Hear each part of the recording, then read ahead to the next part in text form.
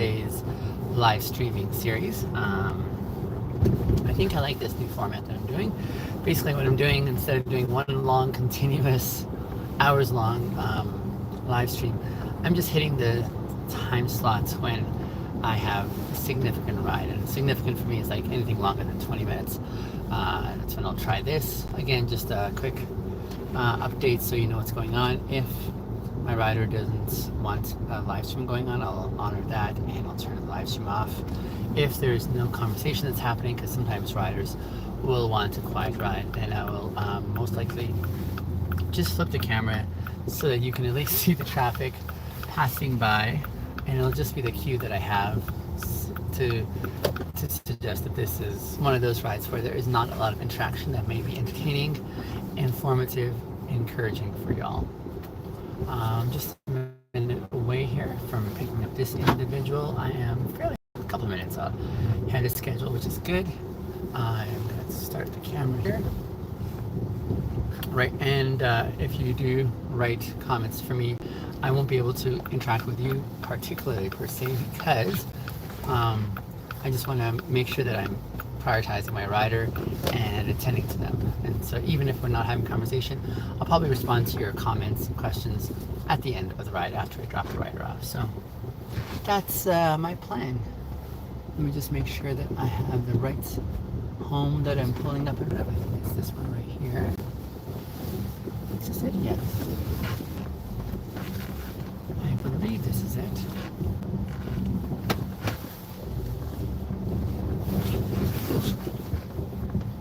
The joys of driving in winter in slush and ice. But thankfully you've got some good winter tires on. It is fantastic.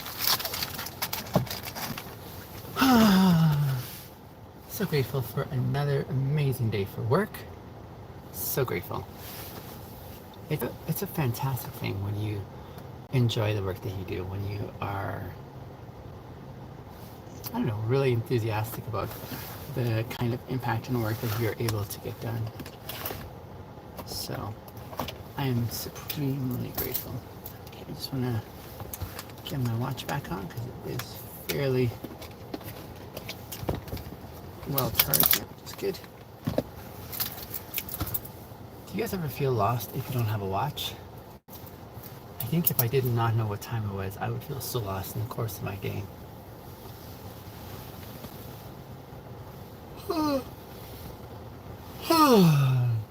I love yawning because it refreshes me. I find it refreshing, especially it's like a good stretch for the lungs, right?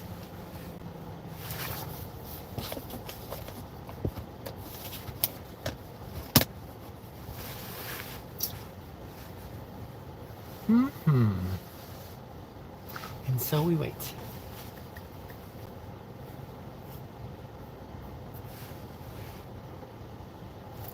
I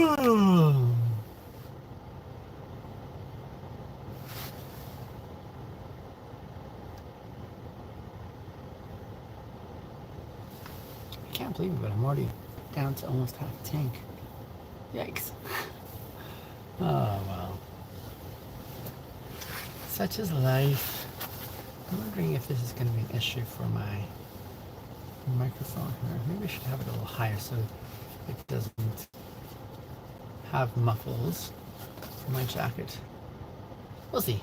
This is all just an experiment for me.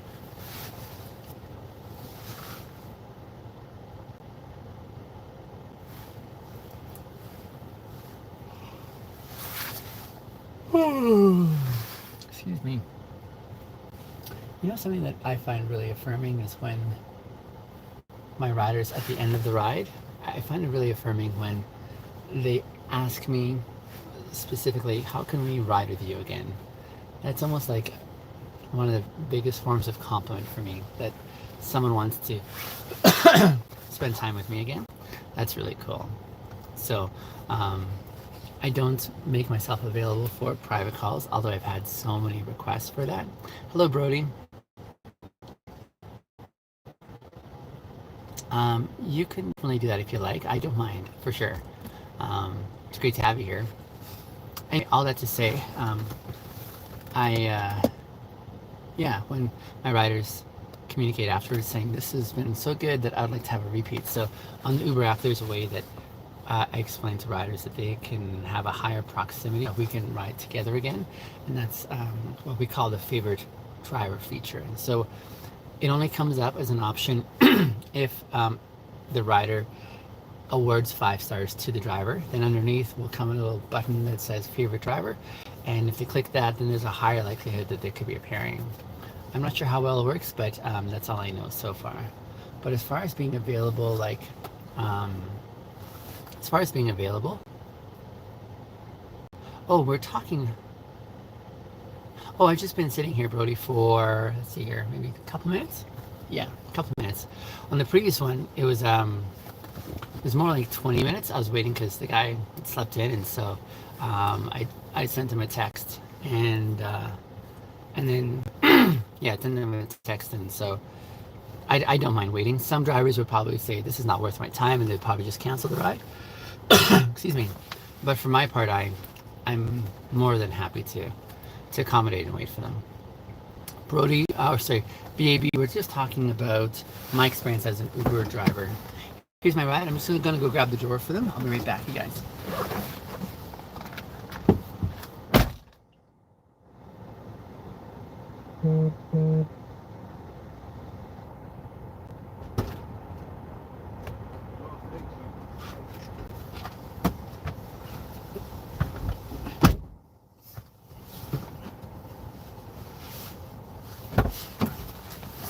Good morning, Lucas. My name is Binyam. What is it again? Binyam. Binyam? Binyam. Binyam. You got it. Ah, right. You got it now. How long have you been here? In Canada? Yeah. Since I was 8 years old. Oh, really? Seriously. Oh, yeah. So you've been. I have. This is home now for me. Did you start coming straight to Calgary? No, I grew up in BC. Oh. Lucas, I just wanted to give you a quick heads up. I'm one of the things I love is connecting with my riders, and I do an unusual thing where I like live streaming just to share my experiences with my followers online, because there's a lot of encouragement others derive when they see like really wonderful conversations and connections. And so I wanted you to have a heads up, just so you don't go into topics where it's like it may be personal. You're like, I want my privacy still intact, you know? Yeah. But no, I've been here since I was 8, but I grew up in BC where my family moved to. And I came out here to Calgary maybe 15 years ago to finish my studies.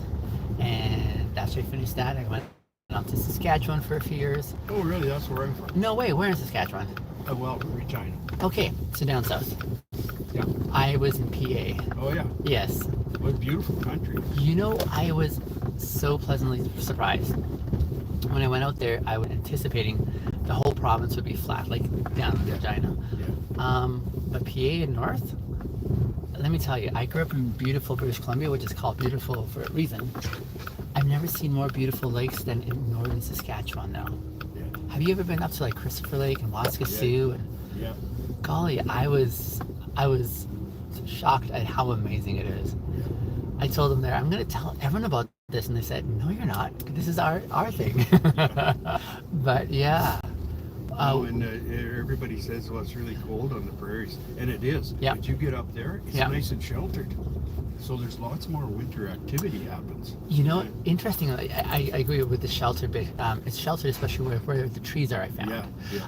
I was driving a truck way up to La Ronge and Big River and Carrot River, and in my travels up there, I noticed like sometimes the highways were just, I mean, even driving a big truck that I was driving, it was scary sometimes. But in those sheltered areas where, you know, the wind was kind of broken up, those were the reprieves along the way, right? But yeah, the only thing though is, it's very rural. Yeah. And I'm still like blown away that the entire population of that province fits handsomely in the city, right? Yeah. Do you miss the prairies? Pardon me? Do you miss the prairies? Do I miss? Yeah. No. No. This is, when did you move out here? Oh, no, I didn't move out here. Oh, you didn't? I still live in, I actually moved to Moose Jaw chasing grandchildren. This is my son's place. I see. And I came here for, I go into Riverview Hospital. I need to go to the emergency. Yeah. And I'll get you there. Yeah, medical issue. For sure. Yeah. I will make sure you get there. Yeah, no worries. Yeah. Rocky View, they call it here. Yeah. What do I call it? Riverview. Oh, yeah. Yeah, I mean, it's a view of the reservoir. yeah, exactly. Probably a better name for it too, mind you, but nonetheless. Yeah, so you're just visiting your son. Yeah, we came. Yeah. And his wife's going to Taylor Swift concert. oh, wow. And he's working, so my wife and I came in here to look after the grandkids. How brilliant. Yeah. How many grandkids altogether do you have? 6. Okay, so then big, and some are in 2 are in, 2 sons in Saskatchewan, and Yeah. they have 2 each, and then Luke and Lee are here in Calgary, and they have 2 each. amazing. Or 2, yeah. 2, okay. I was just reflecting on how lengthy of a season it is before I become a grandparent. Oh, yeah. I've got 3, but mine are just approaching their teen years now. Oh, yeah. So it'll be a while yet. Yeah. Yeah. Yeah, well, don't wish away your life. It happens fast enough. You know, I've been telling parents who are in the younger seasons that too. Like, we look at ours and we're like, how is it that they're already like in their teen season, you know, or preteens even? So yeah, I'm reflecting on that fast progression of time. Yeah. Hey, we've got a good 25 minutes here. I'm going to try and navigate through traffic because it can be a rush hour traffic, as you can see on the highway there, right? Yeah. If you're open, I'd love to pose a kind of game for our conversation here, if you're inclined. Yeah. One of the things, Lucas, that I have honed in on for me personally in life is the theme of integrity. One that I didn't have access to as a young man, even though I desired it. But I was like, oh man, I don't know how to think about this or approach it. So in this season now, I feel better acquainted with it. And I really enjoy curating conversations online, especially to hopefully inspire young men towards considering living with integrity. So I've got a list of questions in front of me here. A fun way of doing it is I've got these questions numbered from 1 to 7. Yeah. So I'll get you to choose a number between 1 and 7. I'll read that question and get some of your thoughts, and we'll kind of have a banter about it. Yeah. Okay. Are you open to that? Yeah. Okay. What number do you choose? 5. 5. Okay. So number 5. Let me just make sure I'm merging well here. This is actually pretty good for traffic, man. Like, it's oh. Wait, I spoke too soon. We'll see. We'll see what happens up ahead here. Okay, so number 5. Number 5 reads as follows. This is one of my favorite ones here. The question, Lucas, is how does integrity relate to authenticity? These are heavy. These are solid questions, yeah. Well, I'm actually in recovery and have been for lots of years, right? Okay. So, I heard it in a counselor session that in my early recovery that integrity was thinking, feeling, acting, feeling, thinking, acting, and whatever, all like the same. Yeah. You know, just like your thoughts have to be equal to your words, have to be equal to your actions, and you know, and I don't know that authenticity as well as maybe integrity, because that when you're active in addiction, you there's nothing in. I mean, none of those align. Right? Sure. So, anyways, long and short of it is, authenticity would be. I don't know if it's the result of that, but I guess one of the things that comes with authenticity would be that I guess I'm in integrity and true to myself. Yes. I don't know, how did I do? Amazing. I'll tell you, like, I've spent some time in this theme here for the last couple of years, and I love the conversations I get to have with others, because there's usually unique angles and trajectories that people take in processing it, and every once in a while, a way of explaining or understanding it comes along that I get really excited about. And I'll tell you why I'm super excited about yours. I've never heard what you were just sharing, but it makes me super excited. It aligns very much with how I would describe it. But I like what yours did because it went even a little bit more in detail in ways I hadn't thought about. So you said thinking, feeling, and acting. So like that. And speaking. And speaking. Oh man, like that medium of saying it. Yeah, for sure. I like all those because when I looked at the definition that Google proposed for the word integrity, I wasn't a fan. I was like, this just seems to fall short and it's not hitting the right notes that I'd like to see it hit. So I wrestled with my own definition. And the definition I came across was integrity is the alignment between one's internal values and their external actions. Yeah. So very similar and parallel to what you were saying. That's why I got excited, because yours, that internal values, you've broken it down even further to saying what you're thinking, what you're feeling or believing, and how you speak it, because a lot of times we speak these things, right? And so, yeah, very similar, and that's why I got super excited. And actually the counselor did use the word align. Wow. I was struggling to figure out that word. Same, so I came up with the same. That's beautiful. Yeah, and I was picking up on that too. Yeah. Aligning is a really, I like that word, especially just because it shows that lining up, if you will, right? Yeah. That's being the same, in essence, like you were saying. That's really cool.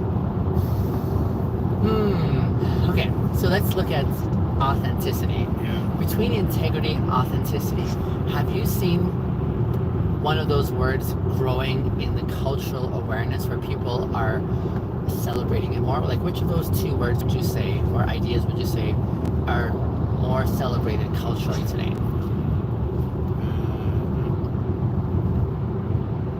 Well, when I was a younger man, Yeah. it was more around integrity. Yeah. But it seems these days, like with Renee Brown Yes. and Fantastic. and people like that. Yeah. I mean, I think authenticity is, vulnerability and authenticity is kind of surfaced as, I don't know what, Like a focal point. yeah. Yeah, like there's a lot more attention to those Yeah. ideas. I took a course, not from her, but one of her courses from whatever they're called. Yeah, like a facilitator that uses her. Yeah. And I love the thing about her, you got to be vulnerable and you got to walk into the arena. Yeah. And in some sections of the arena, you're going to hear the boos. Yeah. Some sections of the arena, people are going to go to sleep. Yeah. So it's apathy. Yeah. And in some sections of the arena, you're going to have your fans. Absolutely. But you got to be able to kind of take that experience and Yeah. look at it, right? Yeah. Like, Absolutely. yeah. So and that was just about being vulnerable. But I think she talks lots about authenticity. But She does. the course I was on was more around, being willing to be vulnerable. Yeah. It was a leadership kind of thing. Mm-hmm. Yeah. So what I love about like that resource that you're referencing with Renee Brown, and I really enjoyed her work. If I ever have the opportunity, I would like to go toe to her on this idea, and I'll just tell you that idea in a moment. But she was referencing a speech by Theodore Roosevelt, and that speech is called the Man in the Arena speech. And she said, while the man is in battle in the arena, there will be many on the sidelines who are throwing in their inputs. You're too slow, you're too weak, or all the things. And they're kind of giving their commentary from the bleachers. She said the real fight isn't in the bleachers, the real fight is on the arena, where the individual is sweating and toiling, and that's where the real change happens, not from the commentary on the sidelines. Yeah. And even now, as I think about that, it makes me reflect on how, and I was just sharing this with another rider last night, there is so much by way of, like for me, I would probably say, I have a full-time job just focusing on me, trying to be a better person. And oftentimes it's a scary thing for most to look in the mirror and see how they can grow as an individual. It's a very challenging and daunting prospect. And so what most will do culturally is they'll try to distract themselves by looking at other people's issues instead of their own. Far easier to do that, right? And so there you see those who are on the sidelines throwing the commentary on everyone around them, saying here's what you should be doing or how you should be living your life, when they're neglecting their home base, if you will. Yeah. Right.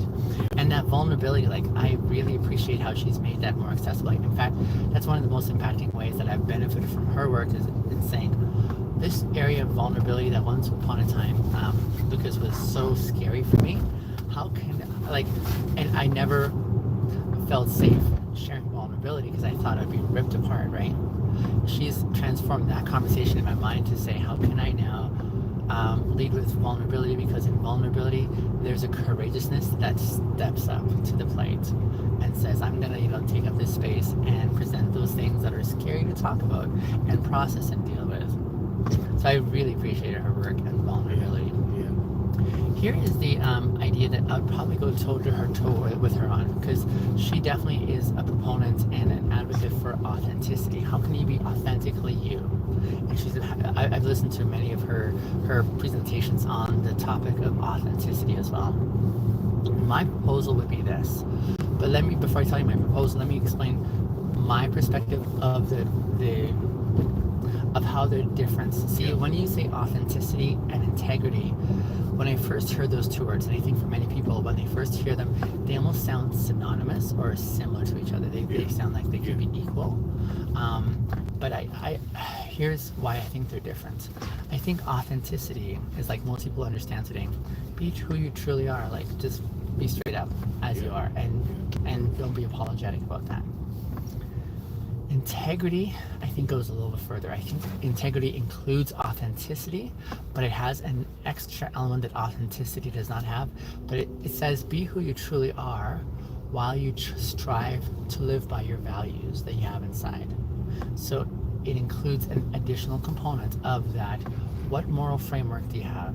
Now, for a person to be authentic, they're not necessarily bound to aligning with a moral framework. It's just be who you truly are. So a person could be really grumpy or obnoxious or whatever and have no desire to get better or align with value that they don't hold, and they're like, I don't care about being offensive or whatever, who I authentically am. So you could be a douchebag and be authentic.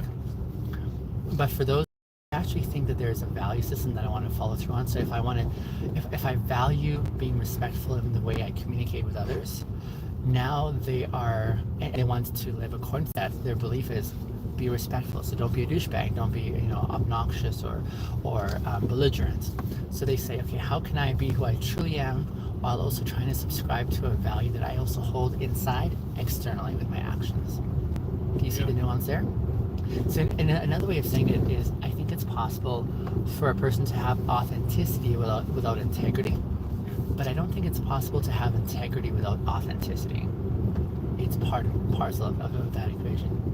So along those lines, like you were saying, once upon a time, integrity was kind of like the main focus for individuals culturally, whereas now it's most likely authenticity. And it's not a bad thing per se, because people genuinely do find it challenging to be who they truly are authentically, because they're afraid of being mocked or just ripped apart, and so it doesn't feel safe. And so that encouragement to be authentic, I get where it's coming from, and I think it's a good thing. But I think it only goes so far. So yeah, be who you truly are, be unapologetic. But I would probably argue and maybe propose to Brene Brown, if I ever have a chance to sit with her, it might be more beneficial culturally for us not to celebrate authenticity as much as we could celebrate integrity.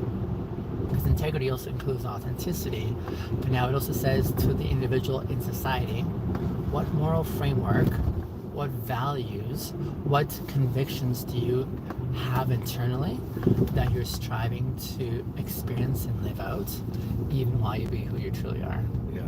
That's my thought on that. That's good, Yeah. No, obviously you've been at it. That's good. Oh, well, I find, Lucas, that ideas are very powerful. I think ideas are very powerful, especially because the ones that we find believable is how we're going to behave and act, I think. the long run, right? So to that end, knowing and being able to assess and say, hey, what are those deep beliefs that I have, and being able to like think through that, I think is a really helpful token to helping us go a little further in the way that we take up space culturally. Yeah. That was really good. Yeah. I'm gonna remember what you said though, like. And they, you know that thing about the blame game? Yes. No, tell me, sorry. Hey? What's the thing about the blame game? Is it the blame game? Yeah. Yeah, that's what there's lots of that work you do in recovery, right? Right. Because you're the problem, buddy. It's not your wife. You know? It's not your boss. It's not the weather. I mean, you're saying the way that people are wired to like point somewhere else for the problem instead of looking at themselves. Gotcha. Yeah, there's always an excuse. Right? Yeah. You know, somebody else caused me to take this drug. Sure. Instead of taking responsibility. Yeah, exactly. Gotcha. That's really good. It's really good. So I've also been in recovery for quite a few years, and one of the gifts I think I got from attending the program and being in that community. Whereas once upon a time, my story in my mind was, if anyone were ever to find out just how bad I was, I'm done for socially. No one will want anything to do with me, right? And there's a lot of shame. Shame was probably one of my closest friends for decades. And shame is just one of those experiences that drives one into isolation, right?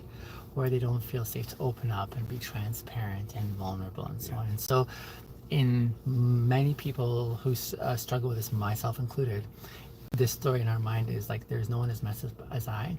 And so to survive socially, so I don't get cast out, I'll just kind of shut things down and just kind of dwell with it on my own. Yeah. Whereas in reality, as fellow human beings, we all have significant struggles that we're trying to navigate and go through. And the very common denominator is that zone of suffering, that zone of like messiness as human beings. But we never have access to it because when we walk out, like we comb our hair, we dress well, we try to present competence, right, to survive because we don't want to be ripped apart. And so we have so many of us now sort of moving in community, but feeling so alone, right? Yeah. And so along those lines, one of the biggest gifts I got from being in the recovery program is one, meeting others who are messy as I am and who are normalizing it, saying, yeah, this is part of what it means to be a human. Like, we are messy, but here's how we can also talk about it in community. Here's how we can get familiar with our story in a way that we don't have to feel shame anymore. Yeah, here's also our focus in trying to become better and work through the various things that we're working through. But here's how we don't have to necessarily subscribe to that narrative or storyline that says, I'm shameful, so I'm unlovable. You know, I found that so redeeming and liberating, honestly. Yeah. That was one of the biggest gifts I think I got. You know, that's good, yeah. Additionally, it also taught me how to talk about my struggle too. Yeah. Once upon a time, my biggest concern was, how can I never have anyone know where I've been, right? Because then I'm worthless. Yeah. To actually, this is now my superpower. This is my past. Absolutely. You think it's weak, but yeah, it's strong. Absolutely. Yeah, and yeah, no, I like the shame thing. You're absolutely right. Yeah, so had lots of money, had, you know, nice suits and shit like that, but underneath it was it was a permanent problem. The other morning I was talking to a couple of bartenders. I was driving them home. Yeah. They were just having a night out on their night off. And as I was driving them, one of the questions I asked is, what's like one of the common observations you see in human nature because of the work that you do? And you know what they told me is, the one guy said, just one word, he said attractiveness. And I said, tell me more. And he said, honestly, like the people who come to their establishments, they're attractive for a variety of reasons. Not only like physically, but they also have money. They're attractive by way of economic, you know, accomplishments. But they were saying in the midst of all this attractiveness for a variety of reasons with all the clientele. There's a lot of posturing and peacocking, and it's very shallow, like the level of engagements, because they're doing a lot of like show on the surface, saying here's how confident I am to do this or have this, and yet there's still like a lot of like gossiping, a lot of bad communication. Like there's a whole bunch of messiness on the human level that continues to keep their level of connecting at a very surface and shallow level. I found that really poignant, an observation. You know, it's just like interesting. I can see it, but it's interesting when you're in that world and you're seeing it happen in real time. You know.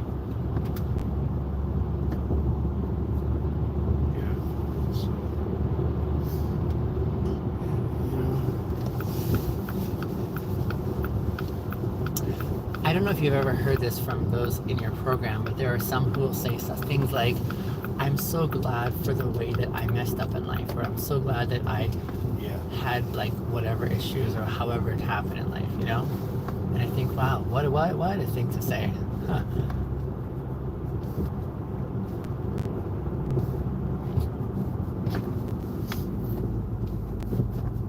I appreciate you sharing your experiences and perspective, though.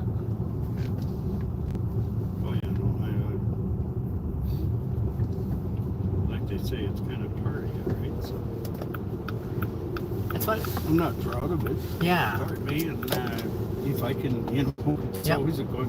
When you open up the conversation, so there's always an opportunity to maybe help somebody. You never know.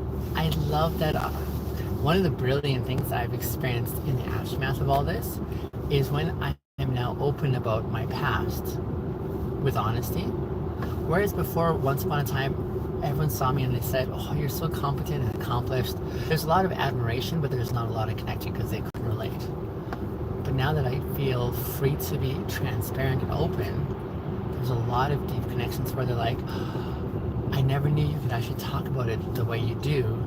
Now that you've kind of paved the way, let me tell you about how I'm also struggling in X, Y. And it's just a really beautiful gift to experience with someone else at that level where you can say, I see you in your humanity and you're good. You're good as you are, you know? It's a very affirming thing. It's powerful, actually. So what did you just say? They could identify with you, but they... So before, I mean, when I was hiding who I truly was, but presenting competence externally, I was very accomplished. The people admired me, and they're like, wow, you're so well put together. So they admired me, but they couldn't relate with me. Because they're like, I'm messy, you're not. But when I was open to like saying, here's my past, it may not seem it, but here's how I've done significant face plants in my life. Here's awful mistakes I made along the way. Here's people I hurt. Here's things that I've done, just in my own story. As I did that, they were saying, I can relate to that. And because I've never felt safe to talk about it until you just shared openly, just, you know, that opportunity opens up that for them to say, can I tell you what I've never told anyone else? Here's how I'm still trying to like figure out where up is from down, you know? It just gives that permission, if you will.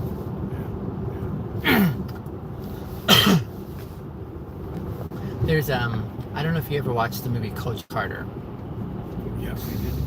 There's a powerful little bit in between where the one struggling athlete finally learns a significant lesson, and he recites this poem. It's a beautiful poem called what is it called now?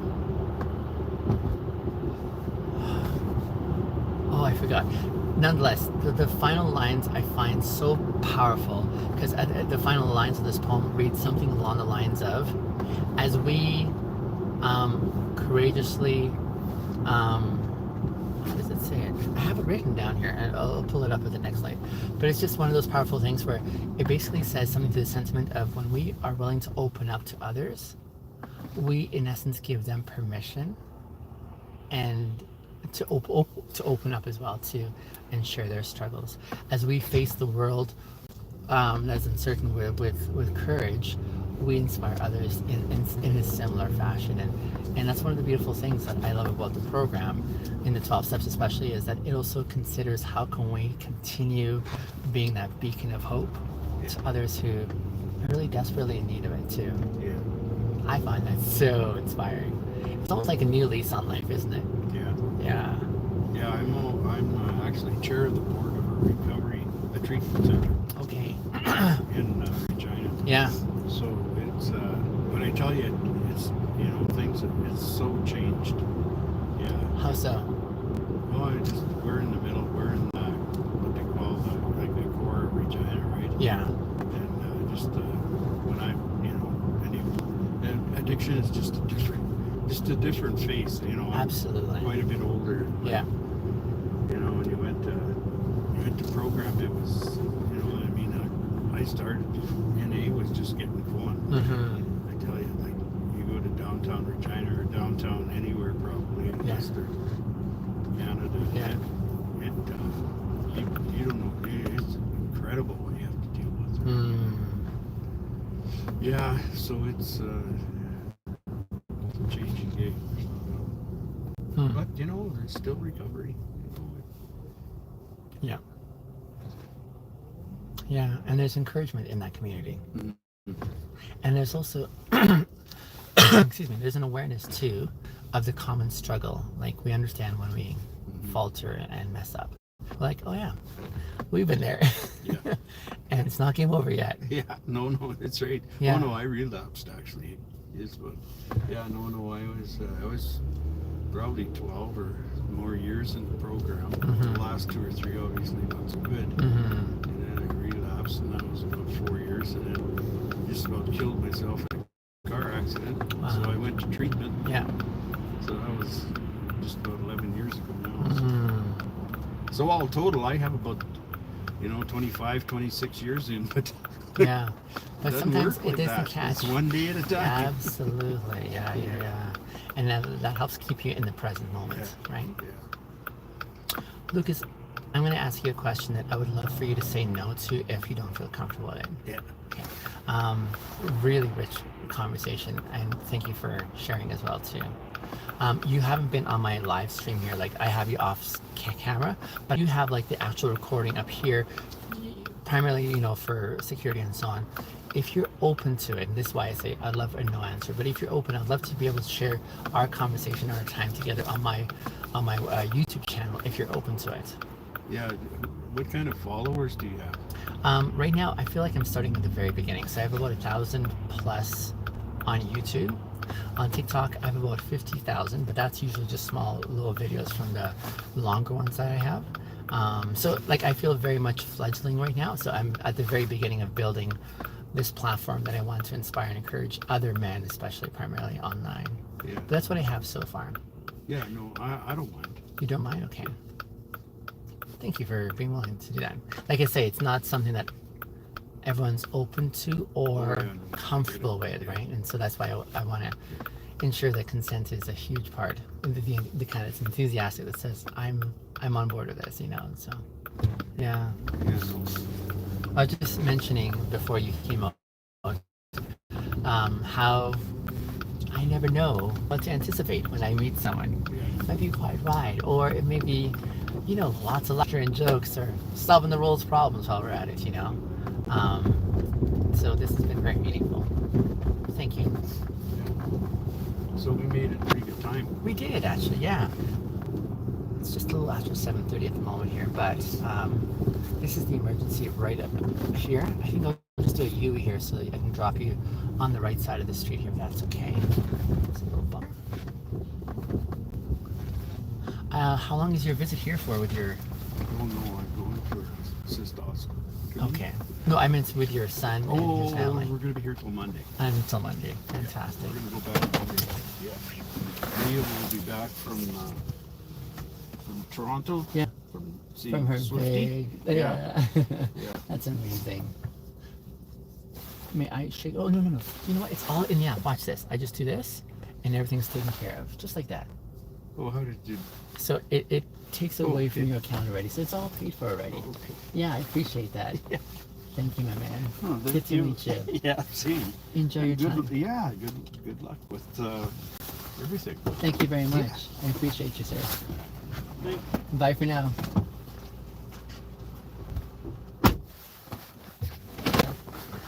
Wow, wasn't that amazing, you guys? I feel so blessed. I hope you guys enjoyed that. We're just on our way to our next ride, which is about 8 to 10 minutes away.